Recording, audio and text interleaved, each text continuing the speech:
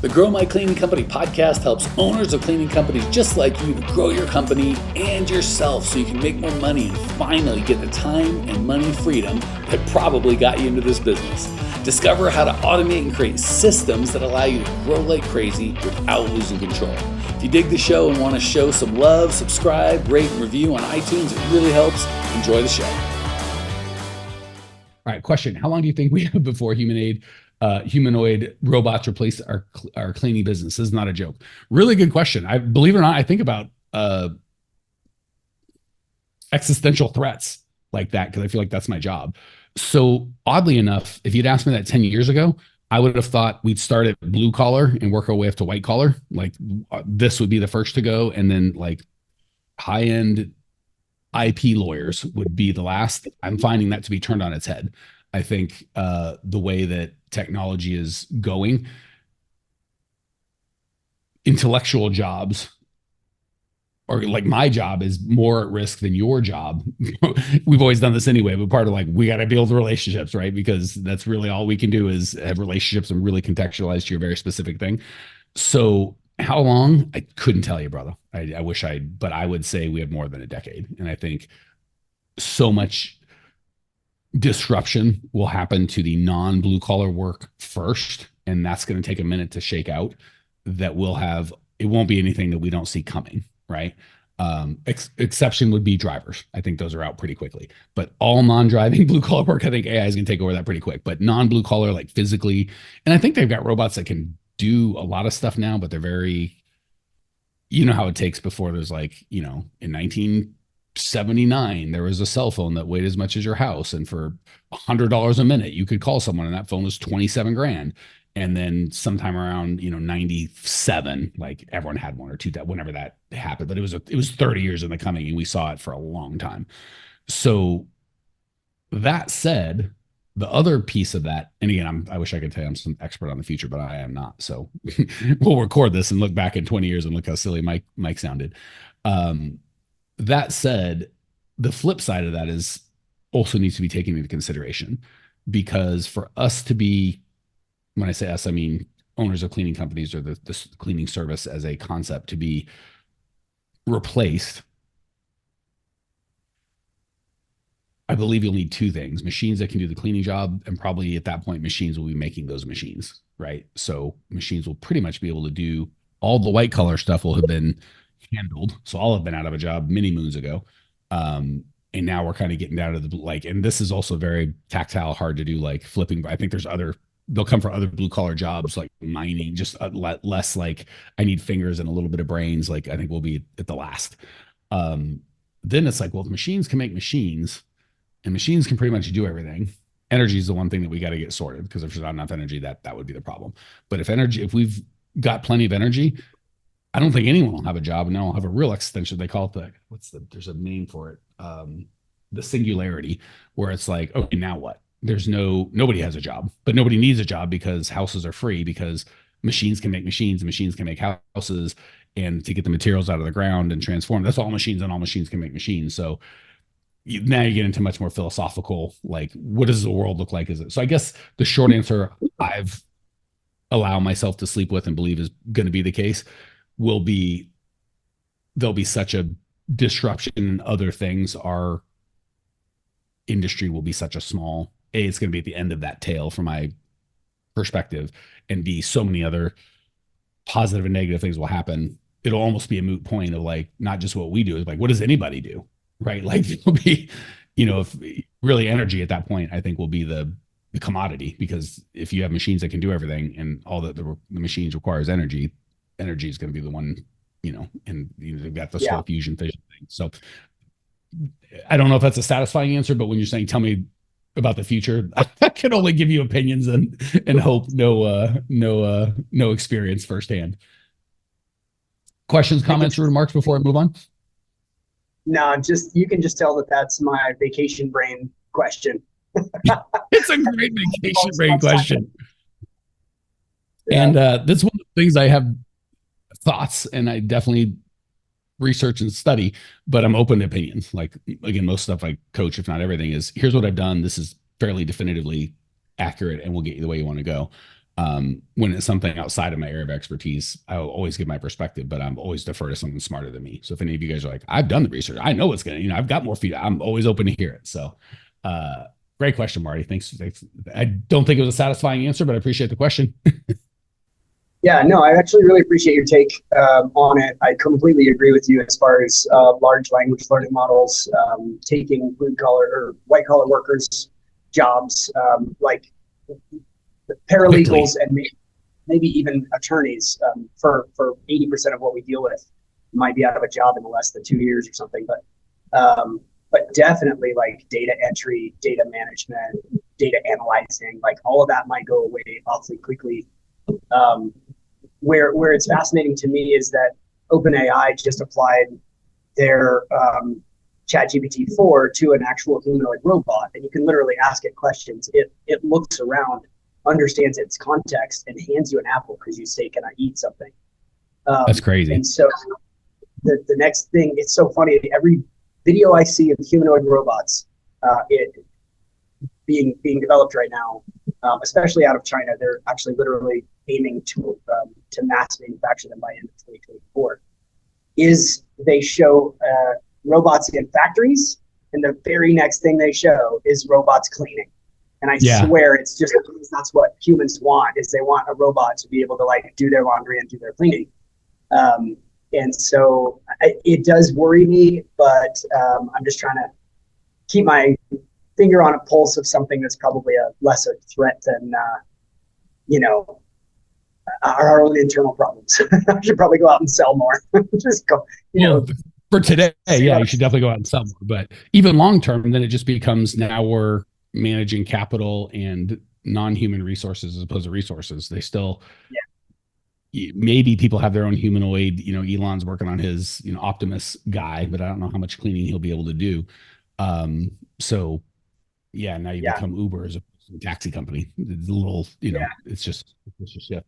That said, I'll give two other quick things. One, I think with AI in general, we're going to be moving more towards, I don't think the AI is going to be able to do it. It still makes glaring, awful mistakes. I think it's just going to be able to leverage it. So as opposed to me as an attorney having to draft it, AI will draft it and do a lot of the work. I'll just have to edit it and proofread it. So it really will just expand my ability to do stuff. I think it's gonna be a long time being a decade or more before AI replaces a lot of thinking work. It'll just be, again, same thing. If I use it for copy or a headline, it's really to get an idea, but I'm gonna contextualize it. That's first. Second, I don't know if this is gonna play out here, but being an old guy with the internet, we had that whole .com burst in 2000, and we're like, everyone's gonna buy everything online. We'll never go to a store again. And that's 20 years ago. And I feel like everything's done online shopping, and it's still less than that. It's still not overtaken. So I think these things happen a lot more slowly than we think. Like it makes a huge jump. Like ChatGPT, I think will definitely be looked back at. Like when the internet first was born, I was like, oh my God, look at all this thing. And it's probably going to take 20 years before it can actually work out the kinks and be like, yeah, we are actually, look at self-driving cars, right? How long have those been around? And they're still like that last mile is a tough one. So anyway. Yeah. Now they're go ahead. Now they're bailing on them. It's all right. Excellent question. Fun discussion. But the right answer for today is go out and sell some more crap. But long term, it's a really good conversation to consider. Real quick, Cleaning Nation, if you can think about how you found out about this podcast, maybe a tweet, a Facebook message, iTunes search, some sort of Instagram post, the only way we grow is word of mouth. We don't do paid ads. We don't run ads. You are it. The only ask I have is if you're getting value, share the love. However you found out about this, if it's a review or post, whatever it is, do that. Pay it forward so the next cleaning company owner can change their life as well. Back to the show. Okay, question. 1, should I always be doing the working interview? No, I feel like I should. How do I get my staff to do the working interview? How do I get my staff to do all the interviews? These are like dumb questions, not dumb questions. So anything that requires you for the business to run means you cannot run it from anywhere in the world. So if you have to do the working interviews, that means all the hiring stops when you, God forbid, take a vacation, which is unacceptable. So I personally, when I'm in town, I like that part, building the culture and getting to spend time with my people. I love. even still, I'm probably going to pick one of the 3 steps that week to participate in. So I'm going to vary. I don't want to always be doing the working or the one-on-one or the group. I'll probably take one a week while I'm in town. And if I'm in town, that just goes that. In terms of getting the staff to do it, I would reframe that or put another context around it, in that when you've got the right people and you set the right, perfect example, these events that we do is a bunch of work for Lindsay. I've never had to be like, how do I get her to do that? Like, she's the right person. She loves helping out, so she loves doing it. She loves making money for you guys, for her, for the company, so she loves doing it. She's super real, so if she hated it or she was overwhelmed or I was being unreasonable, she would tell me, and have fun, make money. Oh, and it's a blast. We have a ton of fun doing it. So I don't ever have to get her to do anything. Like, we all agree this is what's best, and she loves doing her part, and that's. So frankly, even if I'm not a core values fit and I don't give a crap about you and your company, if you're like, you make $18 an hour, you can get on your hands and knees and clean that toilet, or you can help someone else. You can train someone or teach someone and share some of your value, and be valued for your brains, not just your back. That would be my preference. Or you can sit in a nice coffee shop with some sugar and coffee that's been purchased for you, and pick who you get to pick on the team. So properly set up, I think they should be wanting to do that. Like, oh, I'm super excited to grow in my abilities. It should never be a push pull. Did they answer that question before I move on to the next one? Mm-hmm. Yep. Okay. 2, what's a good way to consistently get my clients to give Google reviews without effort on my part? How can I get them to post reviews on social for the subdivision without effort on my part? I don't know how to do anything without effort. It doesn't have to be ongoing effort, but it can be effort that you set something up and whatever. That's what I mean.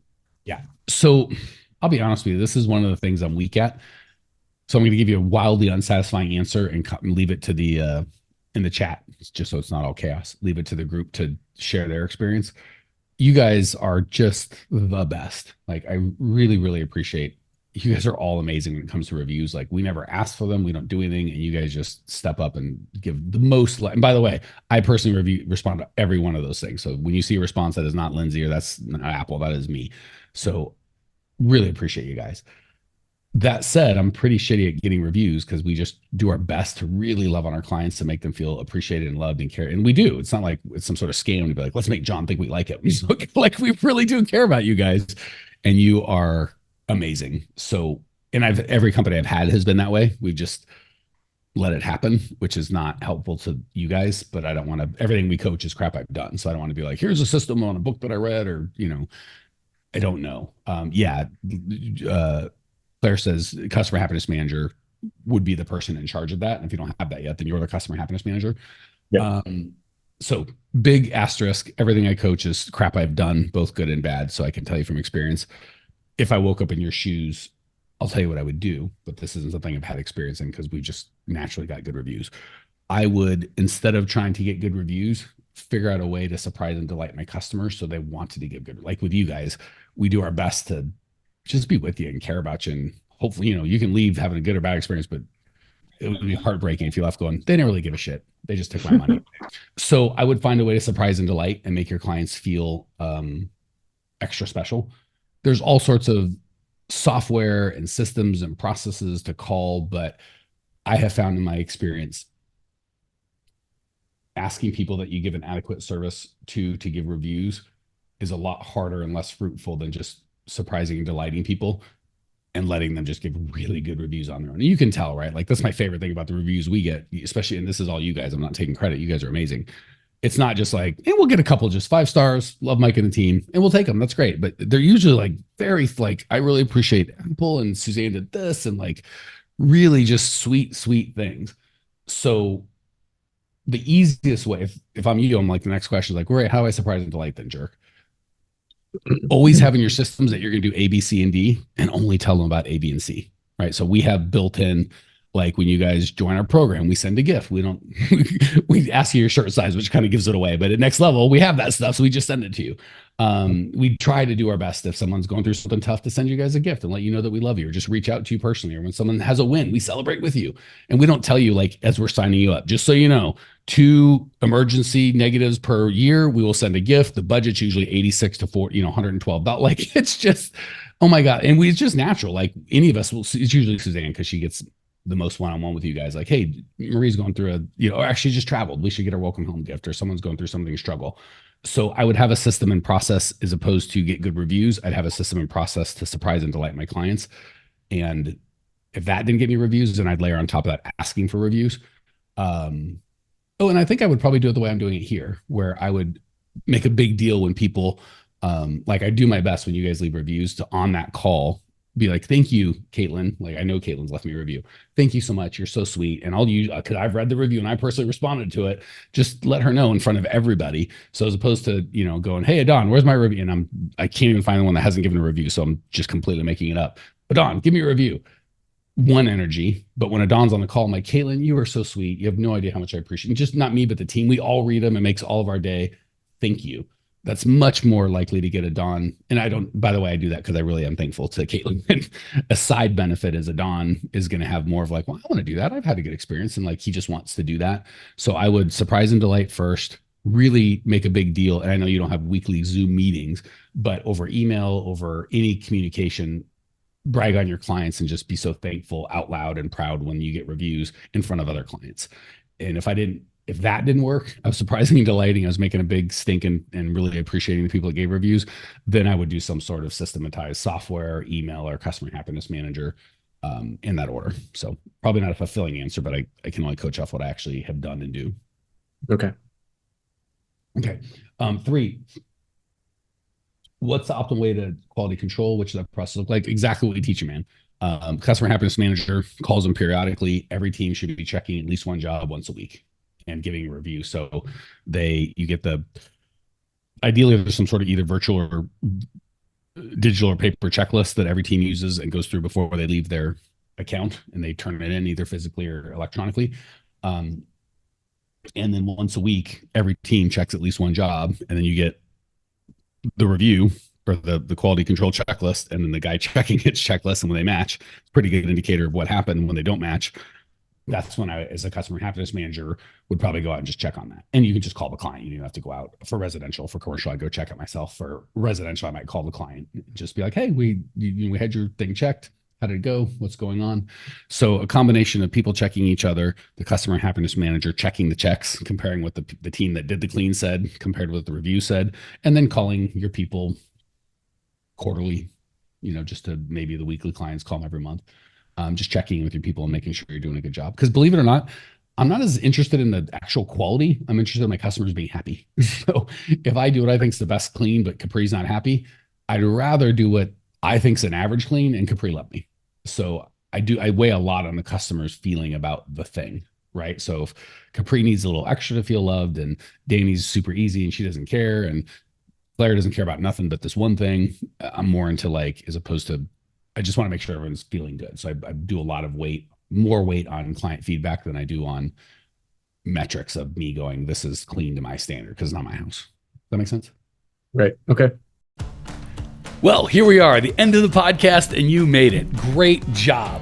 I've got a little bonus for you for sticking through with me. But like I mentioned before, if you got value out of this podcast and you want to show a little love, subscribe, rate, and review on iTunes, Spotify, wherever the heck you're listening to this thing. Share with a friend, share the love. And as a special thank you for those of you that stuck with me to the end, how about I give you my personal phone number so we can text? It's a great way for me to get to know you, your business, your goals personally. So shoot me a text now, 602-932-6431. That's 602-932-6431. I am the only one who responds to these texts, and I will personally respond to everyone I possibly can as long as this number is manned. Don't know how long we're going to keep this at the end of the podcast, so grab it now, 602-932-6431. Give me a text, say hey, can't wait to meet you.